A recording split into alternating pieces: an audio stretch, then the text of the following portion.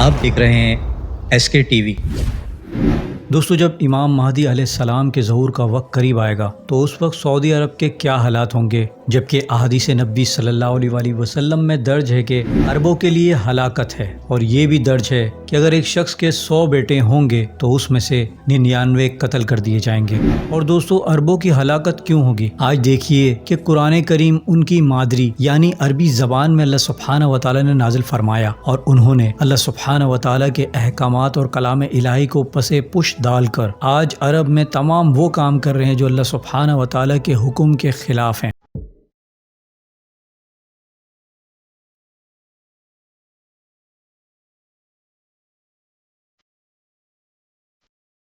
From that kind of environment, the Crown Prince has instituted a series of enormous social policy changes that have really, along with a lot of...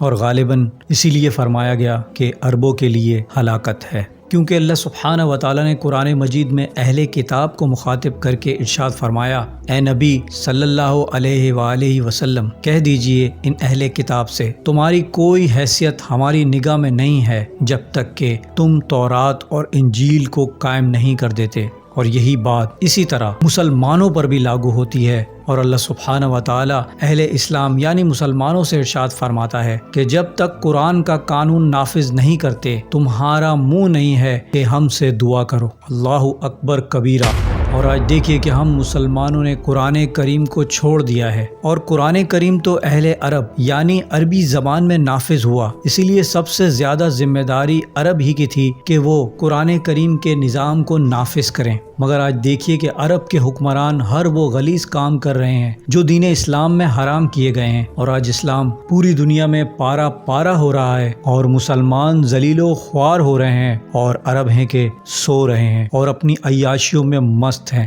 جبکہ دوستو، اس وقت آج یہودی اور عیسائی ہر طریقے سے دین اسلام کو مٹانے کی کوشش میں لگے پڑے ہیں، اور عیسائی تو آج یہودیوں کے رائٹ ہینڈ مددگار ہیں، اور یہودی ہر طریقے سے عیسائیوں کو یوز کر رہے ہیں۔ اور کون سے وہ یہودی ہیں جو انہیں یوز کر رہے ہیں؟ زائنسٹ ہیں، جنہوں نے آج پوری روئے زمین پر مسلمانوں کا جینا حرام کر دیا ہے۔ اور آپ دیکھیے کہ ان لوگوں نے کس طرح سے اسلام فوبیا پوری دنیا میں نہیں پھیلایا ہوا، مگر دوستو ہر عروج کو زوال ہے، ہر فرعون کو موسیٰ ہے، اور وہ دن دور نہیں کہ جب عربوں کی ہلاکت ہوگی، جو کہ ہونی ہے۔ یہ پتھر پر لکیر ہے، کیونکہ یہ بات ہمارے پیارے نبی حضرت محمد مصطفیٰ صلی اللہ علیہ وآلہ وسلم نے ارشاد فرمائی ہے، جو کہ ہر صورت پوری ہو کر رہے گی۔ اور آج عرب کے حکمران اپنی تباہی کا سامان خود کر رہے ہیں کہ انہیں مسلمانوں کی حالت زار پر ترس نہیں آتا، وہ کیوں نہیں کوئی سخت اقدام اٹھاتے، اور کیوں نہیں مسلمانوں پہ ظلم کرنے والوں کو یہ کہتے کہ بس اب بہت ہوا، بند کرو۔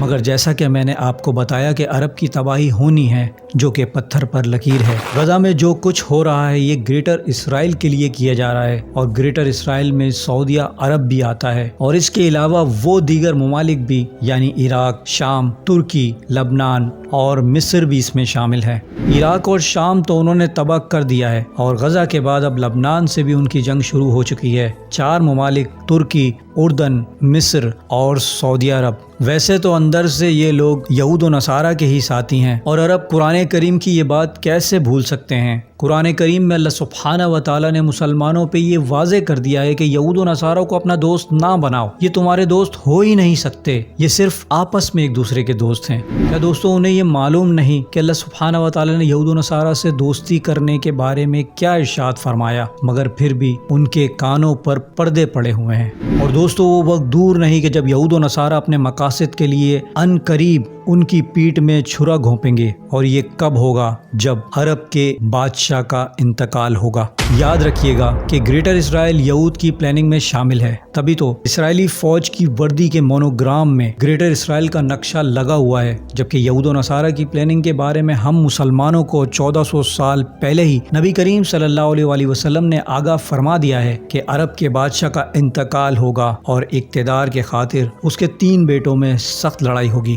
حضرت سلمہ رضی اللہ تعالی عنہا سے روایت ہے کہ نبی کریم صلی اللہ علیہ وآلہ وسلم نے ارشاد فرمایا کہ عرب کے ایک خلیفہ کی موت پر اختلاف واقع ہو جائے گا، خانہ جنگی ہو جائے گی، پھر مدینے کے لوگوں میں سے ایک شخص نکلے گا اور وہ بھاگ کر مکے میں جا کر پناہ لے لے گا، اور پھر اس کے پاس لوگ آئیں گے یعنی اہل مکہ اور کہیں گے کہ آپ خلافت سنبھالیں، جبکہ وہ اسے بالکل پسند نہیں کر رہے ہوں گے کہ ان کے ہاتھ پر بیعت کی جائے، اور نہ وہ یہ چاہیں گے کہ وہ میدان میں آئیں اور لوگ انہیں اپنا خلیفہ بنائیں، یعنی حضرت امام مہدی علیہ السلام اس وقت انہیں منع فرما دیں گے، لیکن لوگ اصرار کے ساتھ ان کے ہاتھ پر بیعت کریں گے، اور رکن اور مقام کے درمیان یعنی حجر اسود اور مقام ابراہیم کے درمیان لوگ آپ علیہ السلام کے ہاتھ پر بیعت کریں گے۔ اس کے بعد شام سے ان کے خلاف ایک لشکر بھیجا جائے گا، لیکن اللہ سبحانہ و تعالی اس لشکر کو زمین میں غرق کر ڈالے گا مکہ اور مدینہ کے درمیان وادی بیدا میں۔ جب لوگ یہ دیکھیں گے کہ اتنی بڑی نشانی ظاہر ہو گئی تو شام اور عراق کے ابدال نکل کر آئیں گے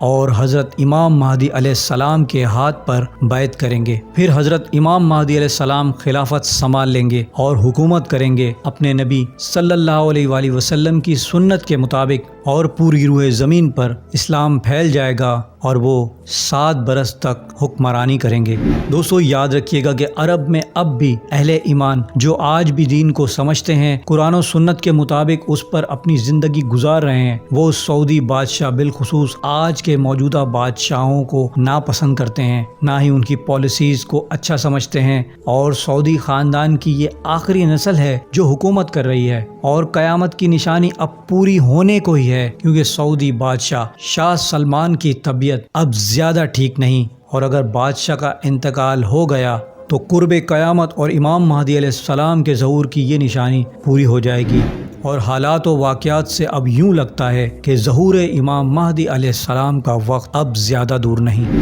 اللہ سبحانہ و تعالیٰ سے دعا ہے کہ تمام روئے زمین کے مسلمانوں کی کفار سے حفاظت فرمائے، اور بالخصوص فلسطین کے مسلمانوں کی غیب سے مدد فرمائے، آمین۔ دوستو امید کرتا ہوں میری ویڈیو سے آپ کی معلومات میں اضافہ ہوا ہوگا اور کچھ نیا جاننے کو ملا ہوگا۔ اگر میری ویڈیو آپ کو اچھی لگی ہے تو میری ویڈیو کو لائک کریں، میرے چینل کو سبسکرائب کر لیجئے اور بیل آئیکن پہ بھی کلک کر دیں۔ اب میں ملوں گا آپ کو ایک ایسی ہی انفارمیٹیو ویڈیو کے ساتھ، تب تک کے لیے اللہ حافظ۔